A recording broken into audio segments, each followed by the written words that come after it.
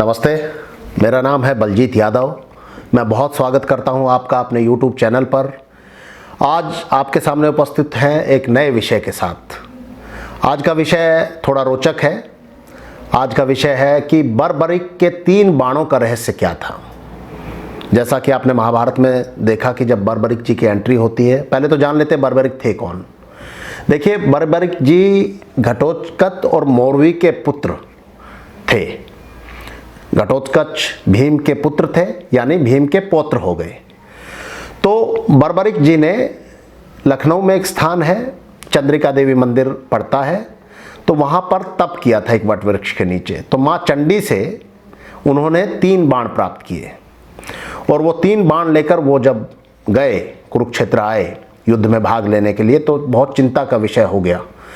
तो कृष्ण जी ने अपनी सूझबूझ से उनको तटस्थ कर दिया था। वो अलग विषय है, लेकिन ये उनका परिचय है।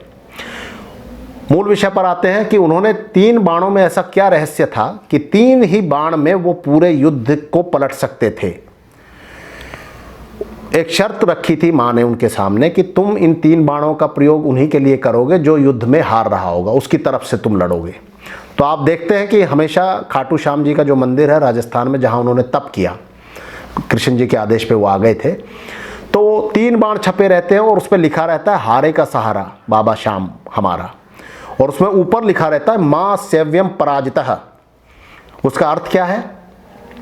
यानी जो व्यक्ति हार रहा होगा उसका सहारा वो बनते हैं, और मां स्वयं को ही पराजित कर सकती है। विश्व में, ब्रह्मांड में, कोई अखिल ब्रह्मांड में ऐसी शक्ति नहीं है जो उनको पराजित कर सके। तो कृष्ण जी की सूझबूझ से ही ये उनको तटस्थ किया गया, क्योंकि मोरवी जी और घटोत्कच दोनों ही कृष्ण जी के भक्त थे।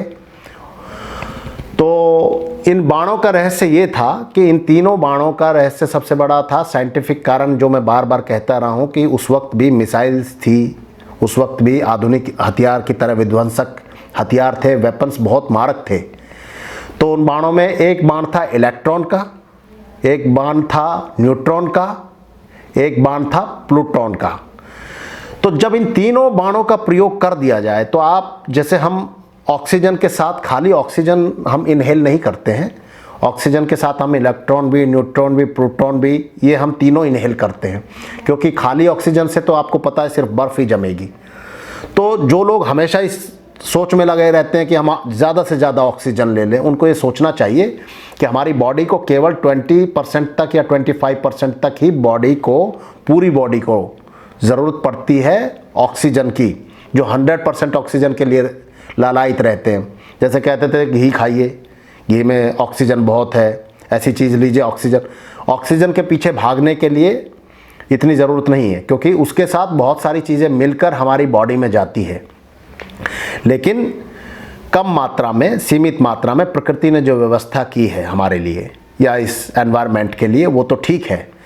लेकिन अगर उससे ज़्यादा, जैसे बिजली से उदाहरण के लिए हम टीवी चला सकते हैं, पंखा चला सकते हैं, अपना फ़ोन चार्ज कर सकते हैं, तो ये हमारी सुविधा हो गई। लेकिन अगर उसी तरह हम बिजली को सीधा पकड़ लें या बिजली का तार लेकर हम किसी को छुआ दें या अपने छुआ दें, तो हमारी मौत हो जाएगी। उसी तरह इलेक्ट्रॉन, न्यूट्रॉन, प्रोटॉन का जो सिस्टम है बॉडी को सुचारू रूप से चलाने के लिए तो ठीक है, लेकिन अगर इनको वेपनाइज किया जाए तो आप इनसे एक पूरे डिस्ट्रॉयर वेपन बना सकते हैं और किसी का नाश भी कर सकते हैं। यही कारण था कि महाभारत युद्ध में पूरी स्थिति में पलटने के लिए वो अकेले पर्याप्त थे, उन 3 ही बाणों के सहारे। तो आशा करता हूँ कि आपको ये विषय समझ आया होगा, और कुछ भी अगर आपकी इंक्वायरी हो, जिज्ञासा हो, तो आप मुझे मेरे कमेंट बॉक्स में बता सकते हैं। आगे उसकी भी जिज्ञासा को शांत करने का मैं प्रयास करूँगा। धन्यवाद। नमस्ते।